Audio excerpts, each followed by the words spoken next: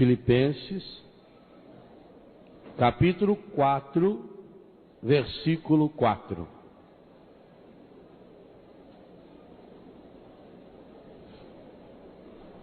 Alegrai-vos sempre no Senhor. Repito, alegrai-vos. Seja a vossa amabilidade conhecida de todos os homens. O Senhor está próximo. Não vos preocupeis com coisa alguma, mas em toda ocasião apresentai a Deus os vossos pedidos, em orações e súplicas, acompanhadas de ações de graças. E a paz de Deus, que supera todo entendimento, guardará os vossos corações e os vossos pensamentos no Cristo Jesus. Quanto ao mais, irmãos, as outras coisas, ocupai-vos com tudo o que é verdadeiro, digno de respeito ou justo, puro, amável ou honroso, com tudo o que é virtude ou louvável.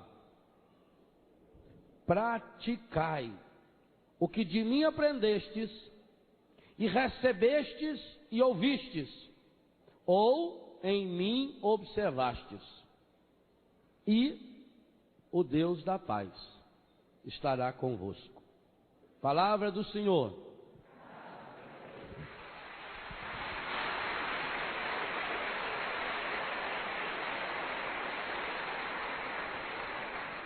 Esse texto é fabuloso demais. Quando a gente lê Filipenses 4:4, dá a impressão que é alguém que nos escreveu porque estava vivendo um momento espetacular da sua vida. Não tem essa impressão? Que situação você acha que alguém escreveria isso que Paulo acabou de escrever para nós? Alegrai-vos sempre no Senhor, repito, alegrai-vos. Em todas as circunstâncias dai graças, todas. A primeira impressão que a gente tem é de alguém que esteja vivendo um momento fantástico da sua vida. De alguém que esteja muito bem de saúde. De alguém que tenha solução para todos os problemas. E aí é que nós vemos o sentido dessa paz que é repetida no início e no final do trecho que eu li.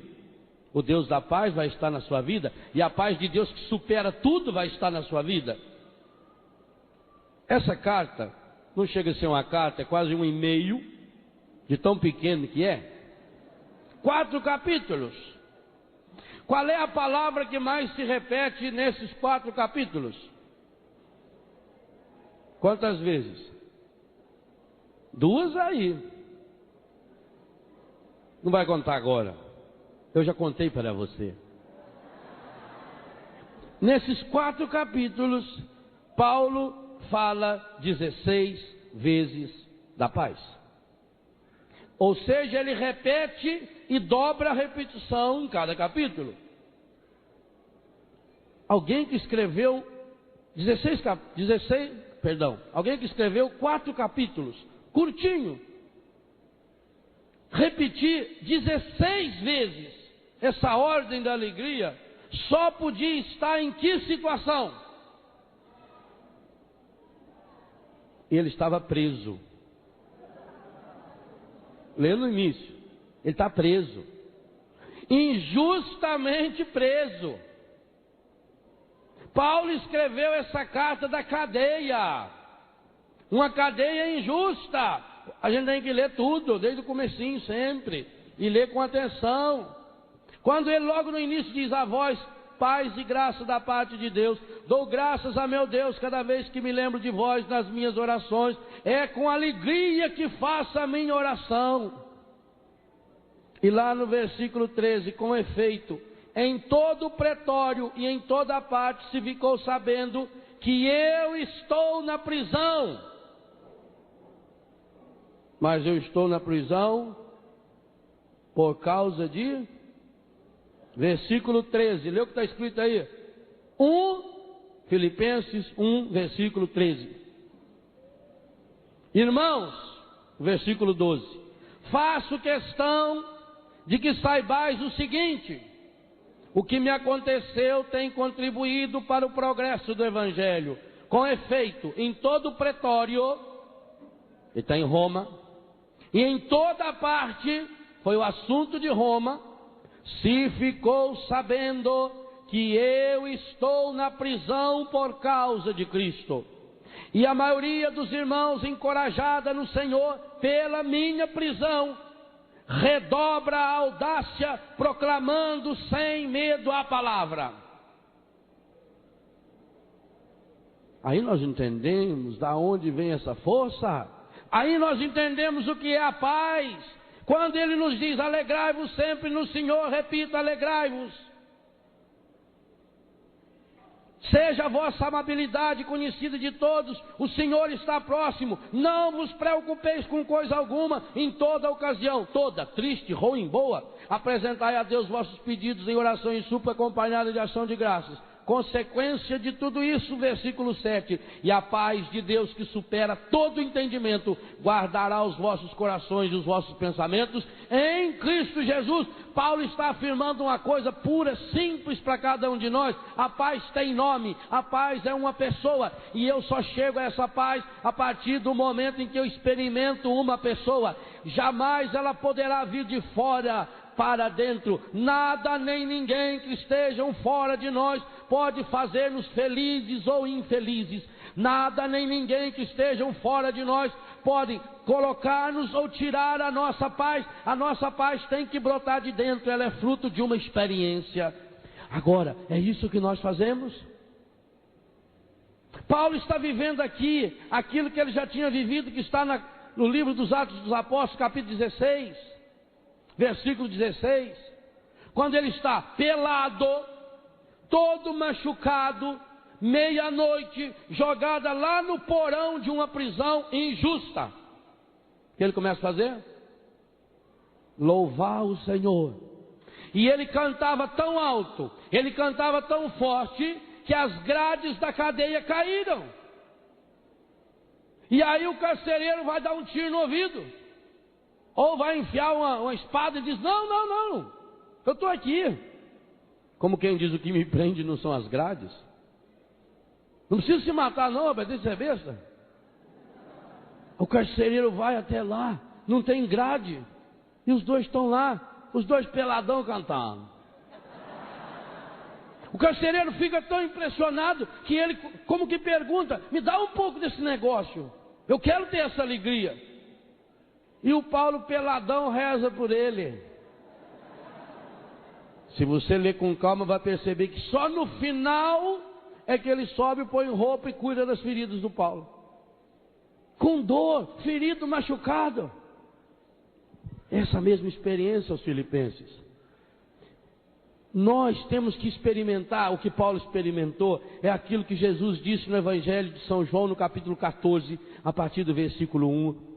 Não se perturbe o vosso coração. Credes em Deus, crede também em mim. Coragem, eu venci o mundo.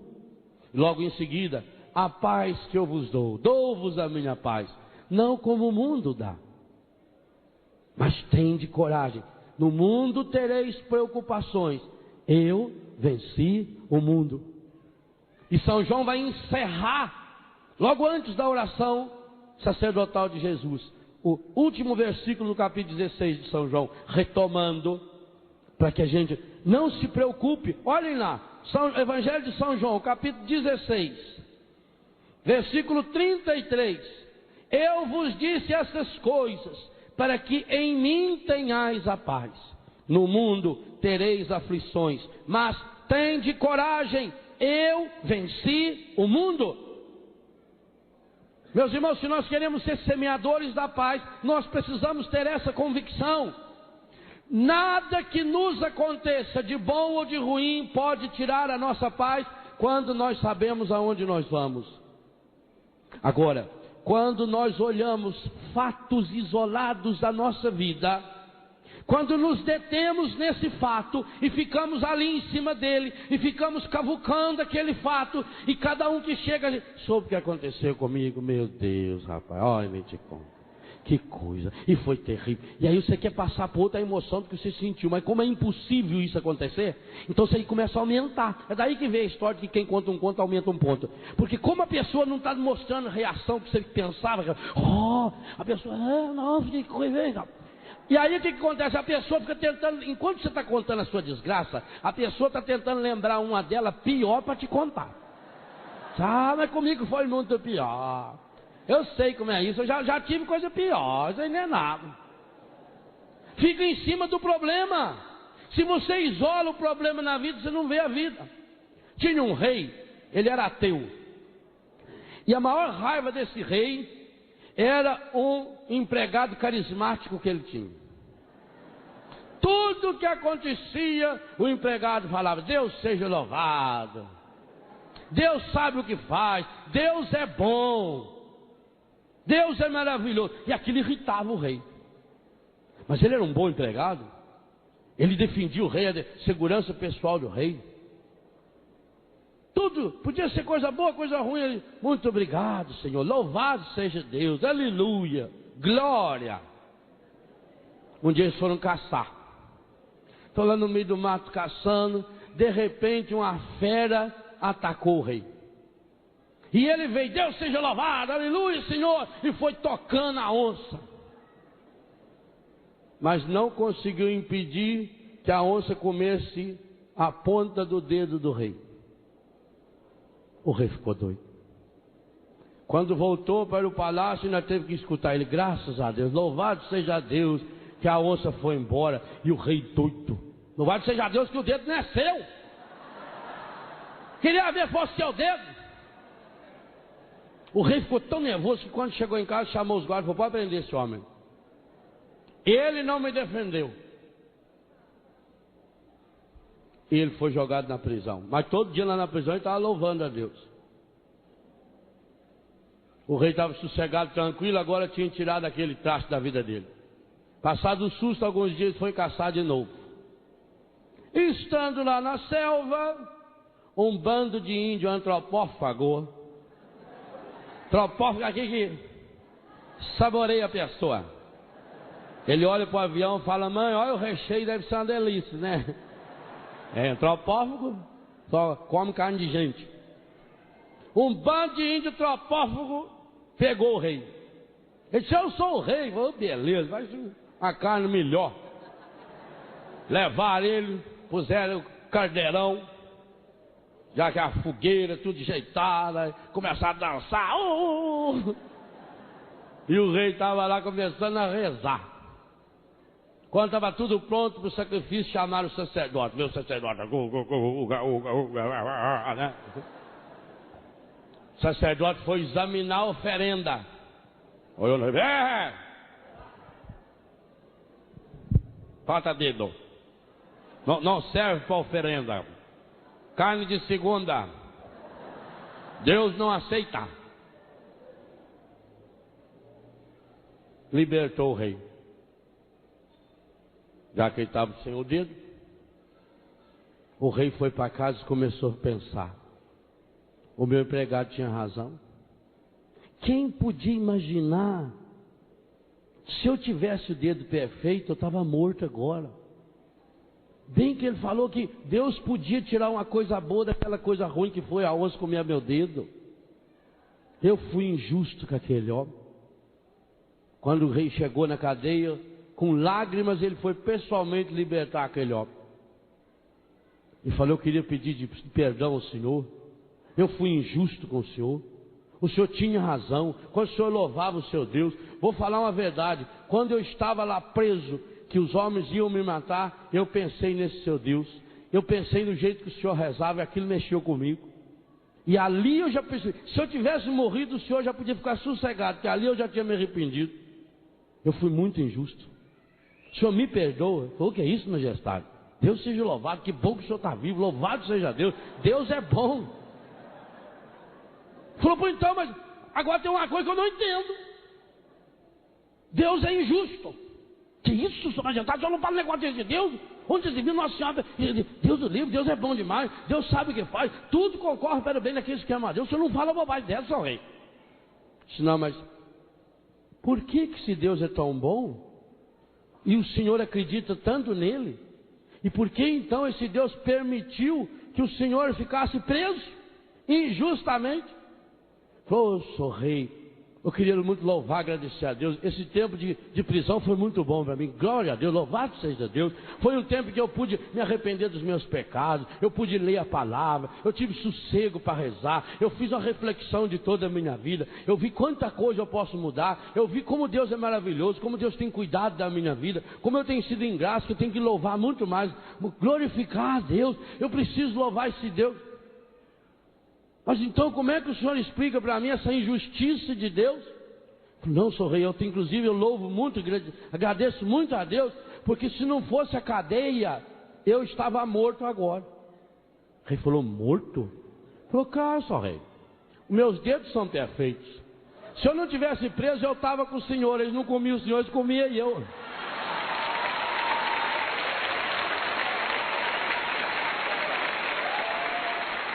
É assim a vida. Então aquela prisão salvou a sua vida.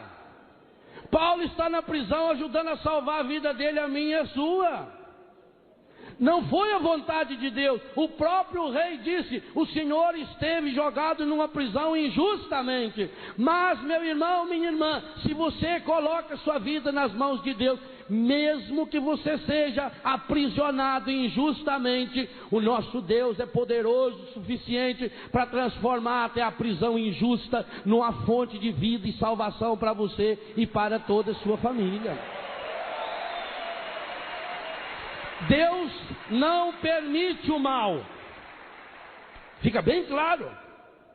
O mal é feito pelo egoísmo humano. O mal é provocado pela calúnia humana. O mal nós mesmos provocamos. Nós provocamos mal para nós. No nosso jeito de comer, no nosso jeito de beber, no nosso jeito de dormir, na maneira como nos vestimos, como nos alegramos, na nossa ânsia de ganhar, de querer mais. O egoísmo humano, o orgulho, a vaidade, a prepotência. Quantos absurdos se fazem no mundo? Quanta gente rica. Eu fico tão triste quando eu vejo gente rica, gente milionária. Primeiro porque eu nunca vi um rico feliz. Nunca. Todo rico é infeliz. Não sabe se é amado, porque não sabe se a pessoa gosta dele ou do dinheiro dele. Nunca vi. Mas gente sobrando, jogando dinheiro fora. E às vezes a gente com tão pouco dinheiro, quando as pessoas se unem, a gente consegue realizar coisas absurdas e maravilhosas. Se cada um partilhasse um pouco mais do seu dinheiro, do seu tempo, da sua inteligência. Se cada um sonhasse porque acredita nesse Deus. Então, gente, as coisas negativas, elas somam para nós. Ela ajuda você a tomar mais cuidado.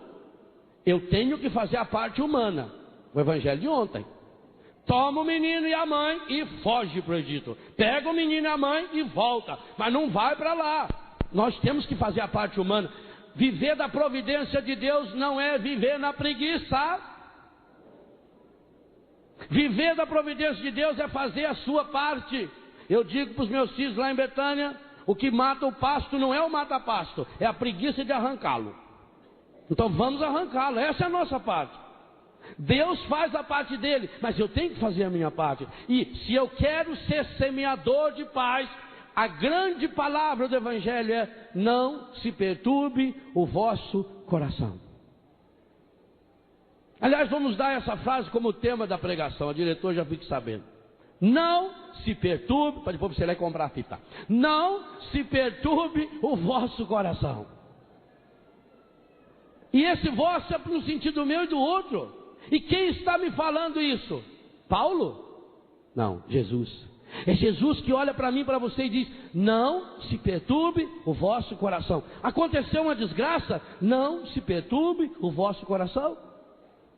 Primeira condição para não se perturbar o coração: pegue o seu passado e o entregue na mão de Deus. Meu irmão, minha irmã, tudo que você já viveu, tudo que você já fez ou deixou de fazer no passado, bonito ou feio, não volta. O rio Iguaçu, ele vai pequenininho, acolhendo a água, porque a meta dele é chegar no mar. Ele não volta. Se ele voltar, ele faz um estrago medonho. Se você quer ser semeador da paz, se você quer fazer essa linda experiência de não perturbar o coração, perturbar é turbar por todo, turbar, chacoalhar, é machucar. Não se perturbe o vosso coração. Primeira coisa a fazer: entregue o seu passado para Deus. Ah, Padre, eu já fiz tantas coisas erradas. Será que Deus me perdoa? De vez se você está vivo. Estamos, bem, daqui 20 minutos no Japão é ano novo. Estamos a 20 minutos do ano novo. O Japão é 12 horas antes de nós. Estamos a 12 horas e 20 minutos de mais um ano. Para nós cristãos não pode ser só uma mudança de calendário. Para eu acolher o ano novo, eu preciso entregar para Deus o ano velho. Por isso que hoje na missa, traga o seu calendário. Nós vamos queimar o calendário no ato penitencial.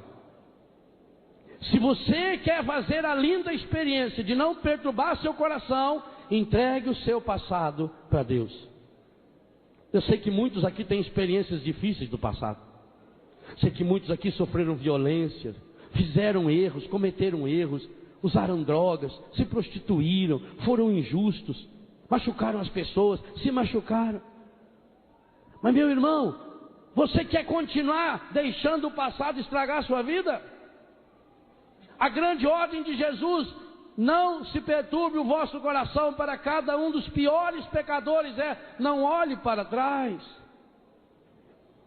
Não é por acaso que Jesus jamais, em nenhuma circunstância, fez nenhuma pergunta sobre o passado de nenhuma pessoa, por pior que ela foi. Nenhuma, nunca. Aliás, essa foi a experiência que mais tocou o meu coração de jovem e continua tocando o meu coração de padre.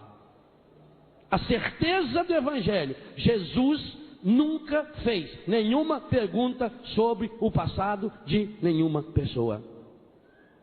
E olha que ele teve contato com pessoas que cometeram pecados, que se juntar aos pecados de todos nós aqui não dá um deles. Por exemplo, Pedro, que o negou. Vocês já pararam para pensar alguma vez na vida o tamanho do pecado de Pedro? Pedro era papa. Jesus tinha dito: tudo aquilo que você ligar na terra será ligado no céu, aquilo que você desligar será desligado. Ao negar Jesus, o que Pedro fez? Desligou Jesus da salvação. E ele negou quantas vezes? Para mostrar a gravidade do pecado. Por que Pedro negou 3 vezes? Porque ele negou o Pai, o Filho e o Espírito Santo. O absurdo dos absurdos: na negação de Pedro está a condenação da Santíssima Trindade ao inferno. E Jesus foi. Nós rezamos no credo que ele foi para o inferno, só que foi lá para salvar, para trazer as almas redimidas. Ele foi. Olha onde chega o amor de nosso Deus. Gente, em toda a história da humanidade, ninguém cometeu um pecado maior do que o de Pedro. Nunca. E digo, não vai cometer. Porque, graças a Deus, mesmo nas épocas em que a igreja cometeu pecados, em que papas pecaram, nós temos na história da igreja papas que pecaram, pecados morais. Mas nunca tivemos, nesses 2000 anos de cristianismo, nenhum papa que tenha cometido um erro teológico, nenhum papa que tenha cometido um erro de fé. Nunca. É assistência do Espírito Santo a essa igreja, porque Jesus diz: as portas do inferno não prevalecerão contra ela. Vão tentar, mas não vai conseguir.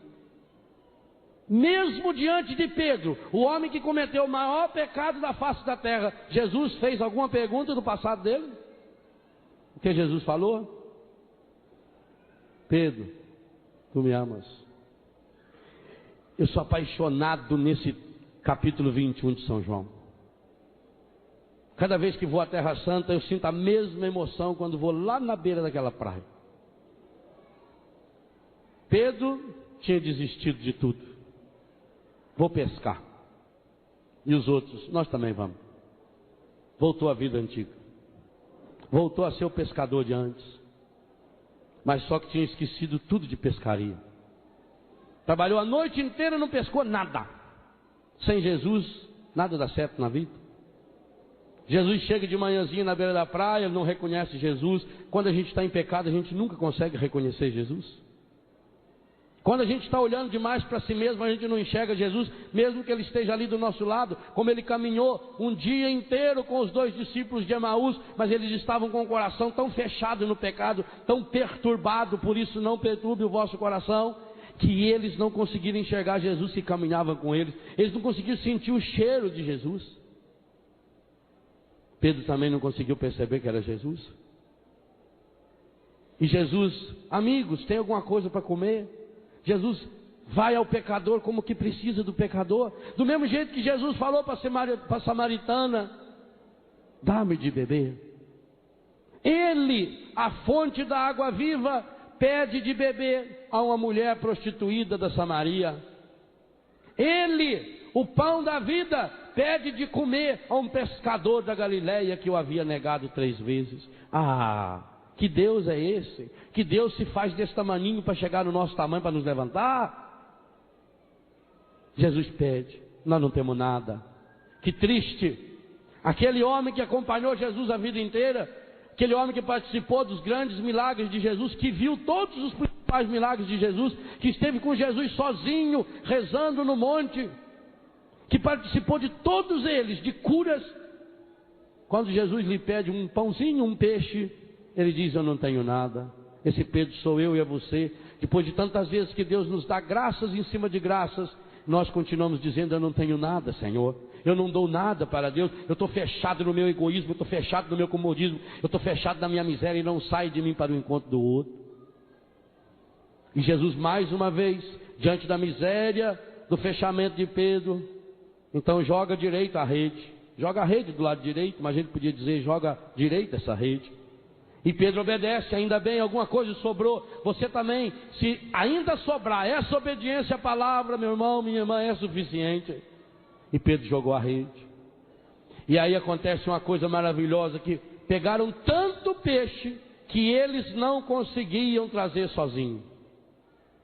De tanto que era. E aí João diz: é o Senhor. Ah, Pedro, não tenha dúvida, ele estava pelado, mas diante do Senhor ele não pode ficar pelado. Pelado é longe de Jesus. Pelado é quando está sem o pecado. Pelado é quando está sem Jesus, quando está no pecado. Pelado ele estava igualzinho a Adão e Eva no paraíso quando pecaram. E ele veste a roupa, pula na água e vai até Jesus. 100 e poucos metros ele nadou no instantinho. A menos sabia nadar, não tinha aprendido a caminhar sobre as águas. E agora nem Jesus poderia caminhar sobre as águas, porque como ele tinha morrido na cruz, o pé estava furado e ia afundar. Então Jesus ficou lá na margem, chamando o Pedro, e o Pedro foi nadando. Nem Jesus poderia caminhar mais, tinha a marca do pecado ali. E o Pedro chega nadando, mas ele está meio desconfiado, ele não sabe o que fala com Jesus. Quando ele chega lá, Jesus tinha feito uma surprise. Tinha brasas preparadas. O que significa brasas preparadas? Tinha feito uma fogueirinha. Não era brasa jogada, foi preparada, foi arrumadinha. Jesus tinha feito uma fogueira. Por que Jesus fez a fogueira? Não. Um homem que tem o poder de multiplicar peixe, podia assar peixe só num. Ou podia comer um sashimi, que é o peixe cru. E está lá na mesma reta do Japão. Jesus preparou a fogueira para curar Pedro. Porque Pedro, quando negou aonde? Em torno de uma fogueira. Jesus sempre faz uma fogueirinha para assar o nosso coração no seu amor. Pedro chegou e viu a fogueira. E lembrou. Falei, na festa São João do ano passado, andei fazendo umas bobagens. Mas aí a presença de Jesus começa a mudar. Primeiro, 3 vezes fala da rede. Primeira diz que eles pegaram tanto peixe que nem todos eles juntos conseguiram puxá-la. Aí Jesus chegou, ele chegou perto de Jesus. Quando Pedro estava perto de Jesus, o Papa, os outros conseguiram arrastar as redes. Juntos, eles não conseguiam trazer uma rede. Aí Pedro largou eles, parece um absurdo, e foi ficar perto de Jesus. Foi Pedro ficar perto de Jesus, eles tiveram forças para trazer as redes. Incoerência? Não, perto de Jesus. Pedro perto de Jesus, a igreja tem força. Se você quer estar com a força da igreja, esteja na igreja que tem Pedro perto de Jesus. Não tem outra. É lindo. Trouxeram o peixe e continuaram perto de Jesus. Quando Jesus pediu o peixe, eles juntos não conseguiam agarrar, puxar a rede. Quando Pedro ficou perto de Jesus, segunda vez que fala da rede, eles conseguiram puxar. Agora todos eles estavam perto de Jesus. Jesus pediu o peixe, Pedro foi lá e puxou a rede sozinho. É uma evolução estupenda, meu irmão. Quando a gente está longe de Jesus, a gente é fraco, a gente não consegue puxar uma redinha de nada, um probleminha de nada, uma dificuldade de nada. Mas se um de nós se coloca perto de Jesus, na igreja de Pedro, os outros conseguem trazer a rede. E se a igreja está perto de Jesus, qualquer um de nós é Pedro para ir buscar essa rede, porque o que age em nós é a força do Espírito Santo, é essa força que o Senhor prometeu. A força do alto. A transformação já estava acontecendo. Depois você leia com calma João 21, é lindo demais. Come o peixe. Por que Jesus foi lá na praia para comer peixe? Para quentar fogo? Por que ele foi? Porque ele precisava dizer para Pedro: não se perturbe o vosso coração. O coração de Pedro estava perturbado. Tão perturbado que São João diz que Pedro logo depois já começou a chorar. Logo depois que negou. Tão perturbado que ele voltou para a pescaria. Pedro tinha perdido a paz. Jesus precisava devolvê-la. Ele foi lá para fazer o quê? Para devolver a paz. Para curar o coração. Então ele chama Pedro do lado. E aí ele retoma tudo de errado que Pedro fez? Não, Jesus nunca fez nenhuma pergunta sobre o passado de nenhuma pessoa. Mas Jesus precisava curá-lo. Então Jesus fala a língua que ele entende. Olha para Pedro e pergunta: Pedro, filho de Jonas, humano, tu me amas? E Pedro diz: sim, Senhor. Tu sabes que eu te... Não. O grego tem 2 termos para falar amo. Aliás, tem 3 termos para falar amor. O amor divino é ágape, o amor sexual é eros, e o amor de irmão, de amigo, é philos. E na tradução grega usa-se os 2 termos. A Bíblia da CNBB fez uma tradução primorosa. Aliás, hoje eu digo a você, se for comprar uma Bíblia, compra da CNBB. É a tradução oficial da nossa igreja. Tem todas as editoras têm assinatura nessa Bíblia, todas elas. Essa Bíblia que hoje eu uso, apesar de amar para a oração a minha Bíblia, Ave Maria, desde que a CNBB lançou essa Bíblia, eu não uso outra Bíblia para pegar. A Bíblia da CNBB. Porque além dessa tradução ser primorosa, e nessa passagem que a tradução é fabulosa, Jesus usou o termo grego agape. E a resposta de Pedro foi fabulosa. Pedro não respondeu em ágape. Pedro falou filos. Ele usou uma palavra mais fraca. A Bíblia da CNBB traduz amas-me e a resposta é amigo. Em português a gente podia traduzir alguma coisa assim. Ágape seria ama-me, amar. E filos poderia ser gostar. Vamos combinar isso para ficar fácil de entender. Então, primeira vez Jesus olha para Pedro e diz: Pedro, tu me amas? E qual é a resposta de Pedro? Sim, Senhor, eu gosto do Senhor. Que honestidade! Ele não veio com conversa fiada. Oh, Jesus, meu Senhor, aleluia, Senhor. Ah, Senhor, eu te amo, Senhor, eu te amo, Senhor. E depois, ele confessou para Jesus: Senhor, tu sabes que eu gosto do Senhor. Bem, está resolvido o problema com um dos três, mas são três, é o Pai, o Filho e o Espírito Santo. E Jesus olha de novo, segunda vez: Pedro, tu me amas? E Pedro é honesto: sim, Senhor, tu sabes que eu te gosto. E Jesus queria fazer a fogueira completa. Jesus queria queimar todos os pecados de Pedro na fogueira, como vai queimar hoje todos os nossos pecados no ato penitencial da nossa missa, onde nós vamos queimar os calendários de 2001. Todos os pecados que você botar no seu calendário hoje, Ele vai queimar, todos. Nosso Deus é o Deus para valer. Terceira vez: Pedro, qual foi a pergunta de Jesus? Filho de Jonas, tu me? Não. Aí que vem o fabuloso. Jesus se coloca ao nível de Pedro. A terceira pergunta, Jesus não usou o verbo philos, o verbo agapoi. Jesus não perguntou: Pedro, tu me amas? Jesus abaixou o nível. Gente, quando a gente é honesto com Deus, Ele se abaixa e vem até o nosso nível.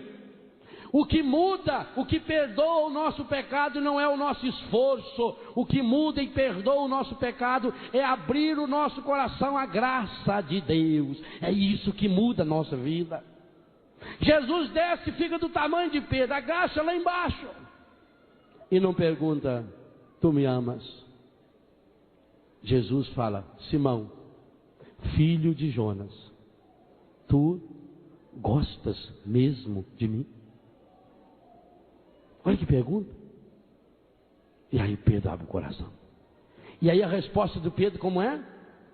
Senhor, ele colocou uma vírgula. Leia com atenção. Senhor, as duas primeiras vezes ele dizia: Senhor, tu sabes que eu te gosto.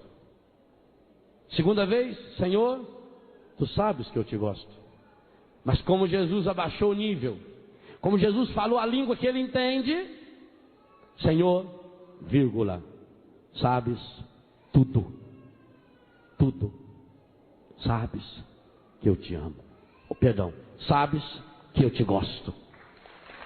Ah, que coisa fabulosa é nosso Deus. Jesus abaixa o nível. Jesus não leva Pedro, Jesus não força Pedro a fazer aquela proclamação de amor tenebrosa, mentirosa. Jesus abaixa o nível e Pedro abre, escancara o coração. Senhor, vírgula, sabes tudo, Senhor. Sabe o monte de bosta que eu sou, sabe a miséria que eu sou, sabe os meus pecados. Tu sabes tudo, Senhor.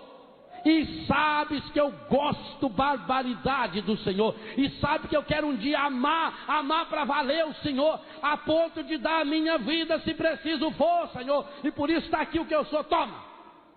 E Jesus acorda. Ô meu irmão, hoje Jesus está marcando um encontro na nossa praia. Você pode dizer: essa é a minha praia. Essa é a praia de Jesus. Esse encontro ele começou conosco na sexta, mas nessa temática ontem de manhã, quando o Padre Jonas insistiu algumas vezes para deixar esse barco na praia, que eu abandonei o meu barco. Quando ele ontem à noite cantava aqui para nós naquele show maravilhoso, não dá mais para voltar. Não tem jeito. Não tem condição. Não se perturbe o vosso coração. Entregue o seu passado nas mãos de Deus, por pior que tenha sido. Você já cometeu pecados gravíssimos? Ah, será que Deus me perdoa, padre? É bem fácil de saber, é só botar a mão no coração. Estiver batendo, quem deu corda nele? Você? Quem fez sua unha crescer para frente? Seu cabelo crescer? Você? Eu vi hoje cedo gente ali na barraca, olhando no vidro retrovisor do carro, romano, tirando as espinhas do nariz, romano, tirando a ranã. A gente dá uma geral no visual, arruma o cabelo, põe um perfume, né? E o coração? Quem deu corda? Foi você? Mudou a pilha? Cada vez que meu coração bate, o seu bate, é Deus dizendo, eu te amo, eu te amo, eu te amo, eu te amo, eu te amo, eu te amo, eu te amo, eu te amo, eu te amo, eu te amo. Nosso coração está batendo, é Deus dizendo, eu acredito em você, eu acredito em você, eu acredito em você. Ah, padre, tanta coisa aconteceu de errado na minha vida, na minha também. Mas estou vivo. É igual aquele bêbado que estava no ônibus, olhando para uma moça desajeitada, ele olhando ela.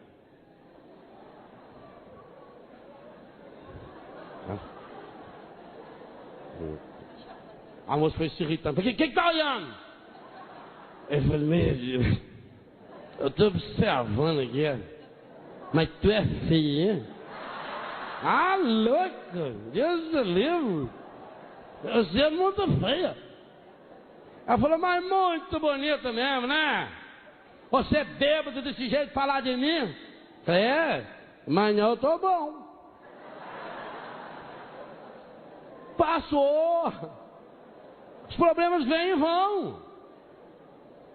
Meu irmão, minha irmã, você é vitorioso, você é vitoriosa. Ah, padre, mas eu sofri na infância. Sofreu? Acabou. Ah, falaram mal de mim. Falaram?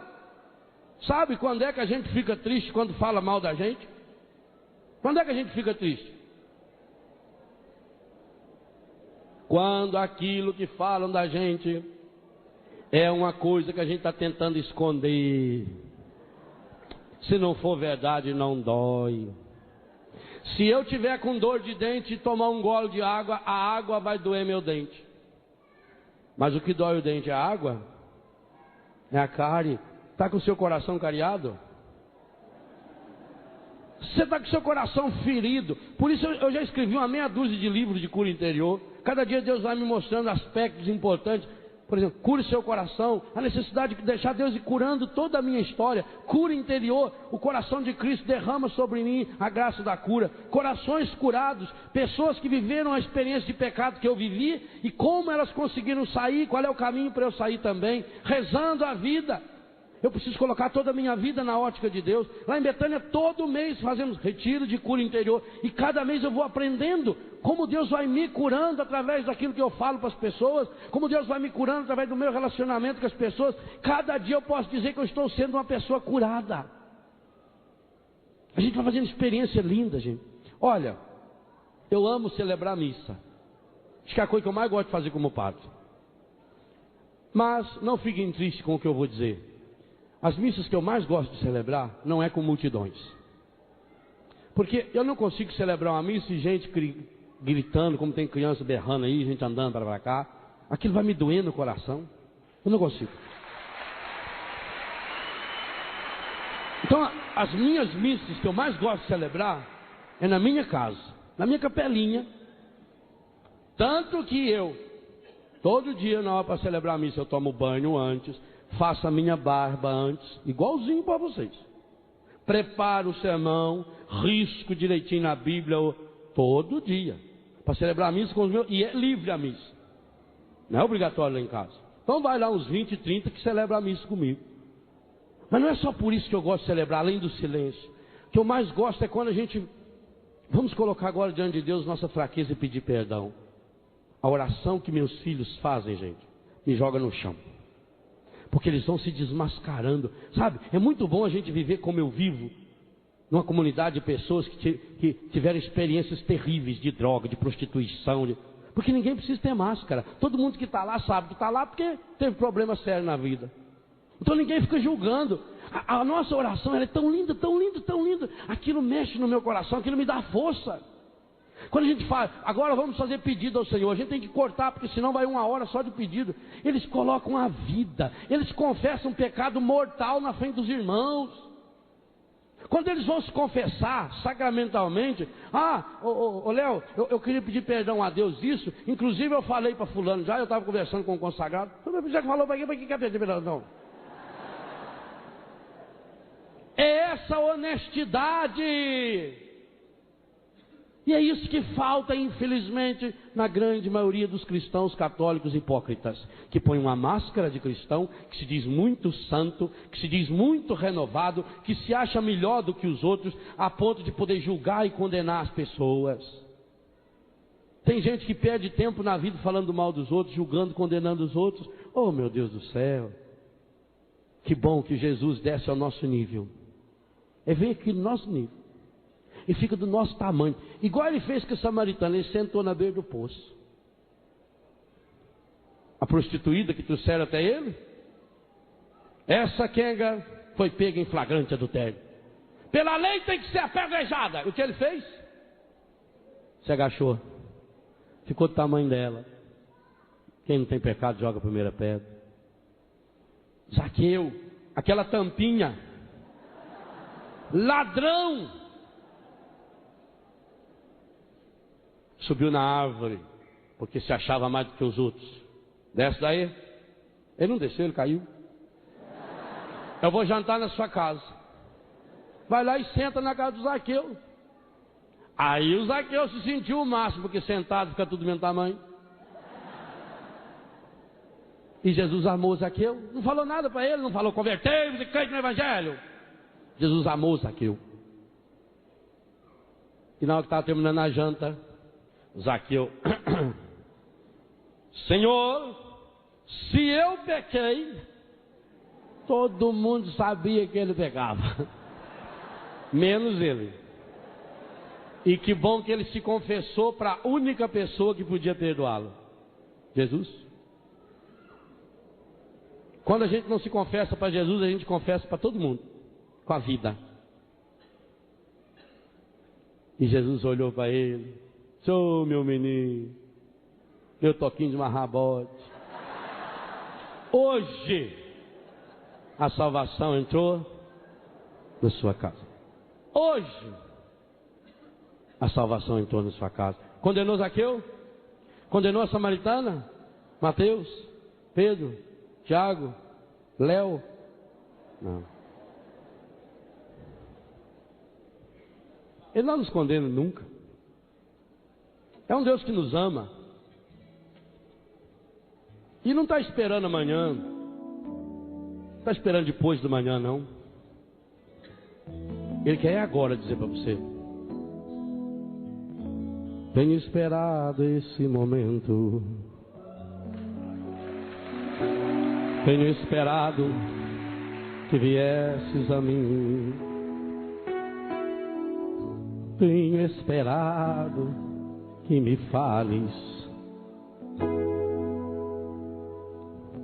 Tenho esperado que estivesses assim.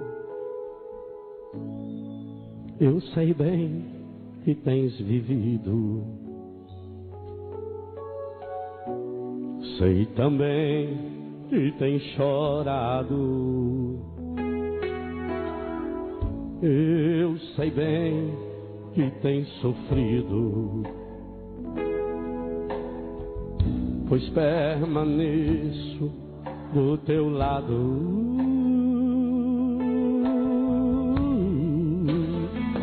Ninguém te ama como eu.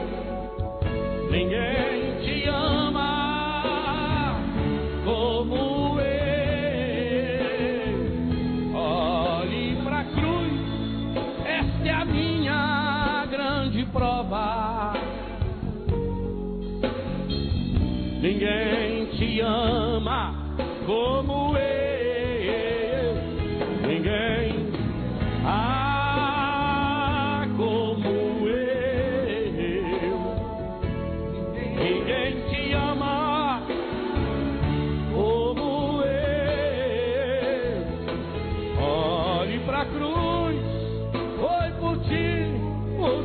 te amo. Ninguém te ama como eu.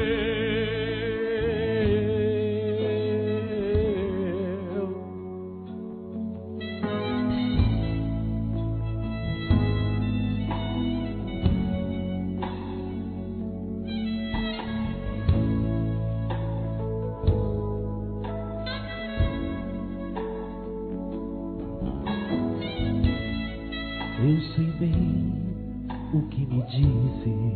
Escuta Jesus falando para você. Ainda que nunca me fale,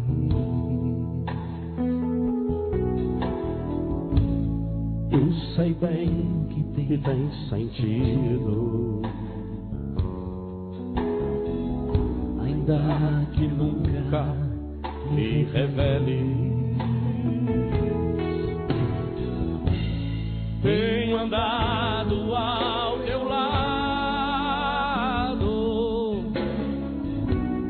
junto a ti permanecido. Eu te levo em meus braços. Por quê?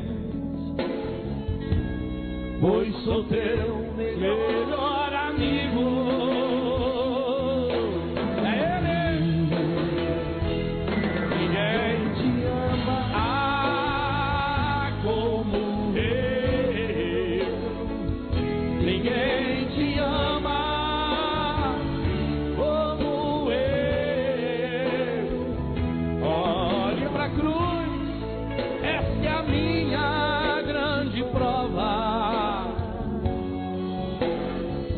Ninguém te ama como eu. Ninguém te ama como eu. Ninguém te ama como eu. olhe pra cruz, foi o motivo que te amo. Ninguém te ama.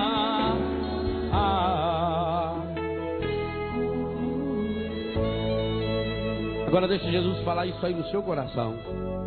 Feche seus olhos e deixe-se repetir essa frase de Jesus. Ninguém te ama como eu. E é por isso que você pode hoje fazer essa experiência de não deixar que nada nem ninguém perturbe o seu coração. Porque se eu que conheço você, eu que conheço sua história, eu que morri na cruz por você, você está vivo graças a mim. Sem minha morte você não teria vida. E a sua vida tem futuro graças a mim. Porque sem a minha ressurreição, você não teria vida. Nem agora e nem a vida eterna. Eu que conheço o seu coração. Porque estou com o Pai. E o Pai que teceu você no seio de sua mãe, desde toda a eternidade. O Pai me revela quem é você. Porque estou com e no Espírito, que foi derramado no seu coração, que eu mesmo pedi ao Pai, para que juntos derramássemos o nosso Espírito sobre você. Eu, o Pai e o Espírito, nós, Trindade Santa, nós conhecemos você. Nós conhecemos todos os seus defeitos, todos os seus problemas. Até porque, embora não chegue ao Pai os seus pecados, o demônio, o encardido, o seu inimigo nosso, dia e noite, ele tenta fazer fofoca sua para o Pai. E eu e o Espírito Santo estamos dia e noite defendendo você. Eu estou defendendo você, meu irmão, minha irmã, faz muito tempo. Desde que estavas no ventre de sua mãe, em todas as doenças e enfermidades que você já viveu, os perigos que você já passou, os ataques que você já poderia ter sofrido, eu estou defendendo você. Quantos pecados você já fez que mereceria a morte? Pecados mortais, pecados graves, pecados de desamor. Mas eu estou amando você, eu estou acreditando em você, eu estou me dando a você. Eu poderia condená-lo, mas eu não condeno você. Eu amo você, eu amo você.